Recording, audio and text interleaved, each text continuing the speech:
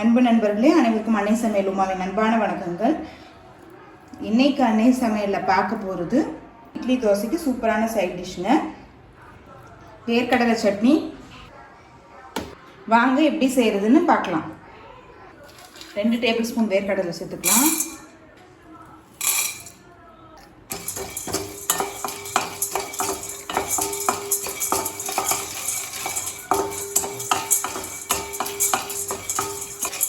வேர்க்கடலை நல்லா கலர் மாற வரைக்கும் வறுத்துக்கலாங்க.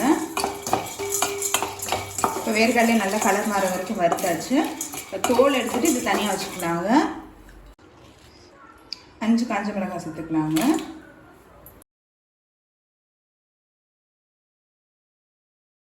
ஸ்லோலே வச்சு கலர் மாறாத மாதிரி வறுத்துக்கோங்க.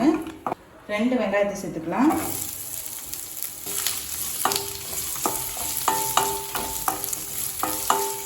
வெங்காயத்தை நல்லா வதக்கிக்கலாங்க.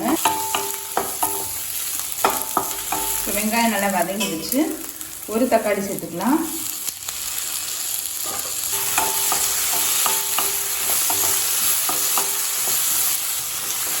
தக்காளி சேர்த்துட்டு நல்லா வதக்கிக்கலாங்க. இப்போ தக்காளி நல்லா வதங்கிடுச்சுங்க. கொஞ்சம் இஞ்சி சேர்த்துக்கலாம்.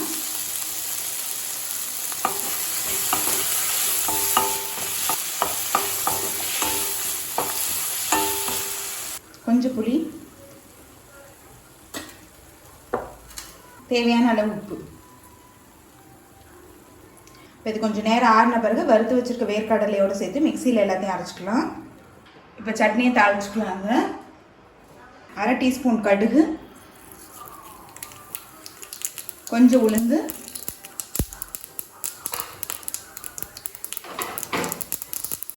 கொஞ்சம் பெருங்காயம், கொஞ்சம் கருவேப்பிலை. சட்னி தாளிச்சுக்கலாம். இப்போ சுவையான வேர்க்கடலை சட்னி ரெடி ஆகிடுச்சுங்க. சர்வ் பண்ணிடலாம். சுவையான வேர்க்கடலை சட்னி ரெடி ஆகிடுச்சு. ரெசிபியை ட்ரை பண்ணி பாருங்கள், கண்டிப்பாக உங்களுக்கே பிடிக்கும். ரெசிபி பிடிச்சிருந்ததுன்னா வீடியோவை லைக் பண்ணுங்கள், கமெண்ட் பண்ணுங்கள், ஷேர் பண்ணுங்கள். இது வரைக்கும் அன்னை சமையல் சேனலை சப்ஸ்கிரைப் பண்ணாதவங்க மறக்காமல் சப்ஸ்கிரைப் பண்ணுங்கள். தேங்க்யூ.